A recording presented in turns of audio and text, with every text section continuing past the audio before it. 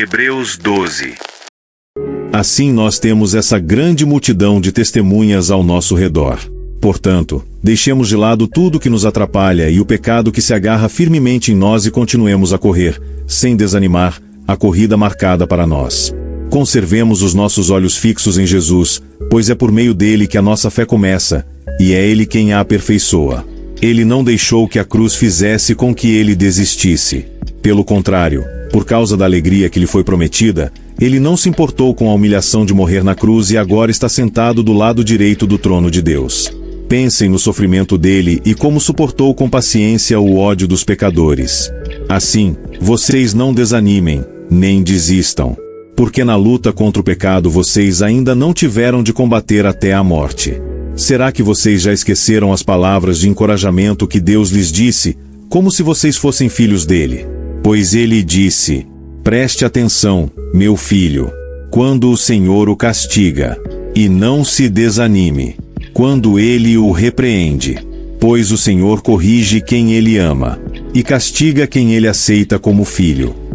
Suportem o sofrimento com paciência como se fosse um castigo dado por um pai, pois o sofrimento de vocês mostra que Deus os está tratando como seus filhos. Será que existe algum filho que nunca foi corrigido pelo pai?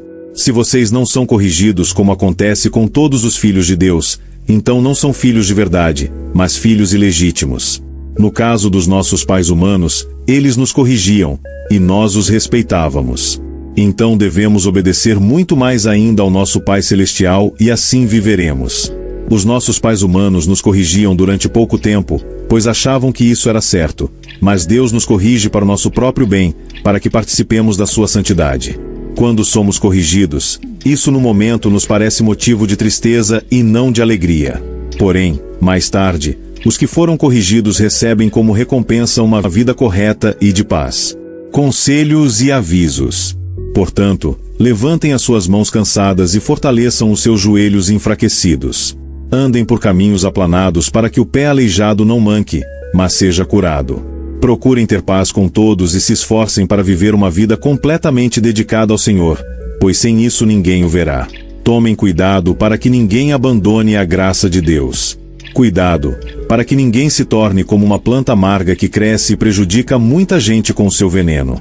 E tomem cuidado também para que ninguém se torne imoral ou perca o respeito pelas coisas sagradas, como Esaú, que, por causa de um prato de comida, vendeu seus direitos de filho mais velho. Como vocês sabem, depois ele quis receber a bênção do seu pai, mas foi rejeitado porque não encontrou um modo de mudar o que havia feito, embora procurasse fazer isso até mesmo com lágrimas. Vocês não foram como o povo de Israel. Vocês não chegaram perto de alguma coisa que se pode tocar, como o Monte Sinai com seu fogo destruidor, a escuridão e as trevas, a tempestade, o barulho de trombeta e o som de uma voz.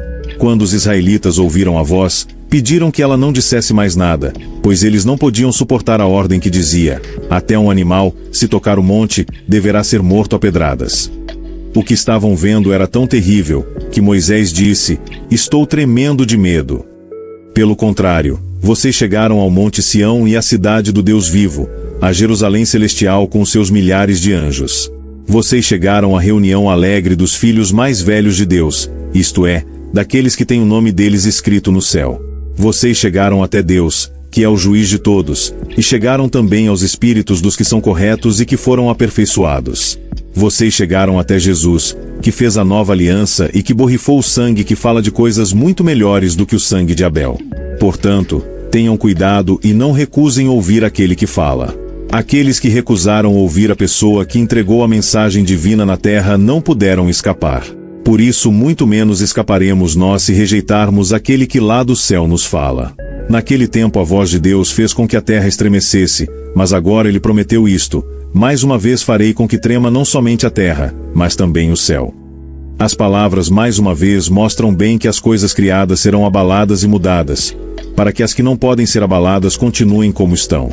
Por isso sejamos agradecidos, pois já recebemos um reino que não pode ser abalado. Sejamos agradecidos e adoremos a Deus de um modo que o agrade, com respeito e temor. Porque, na verdade, o nosso Deus é um fogo destruidor.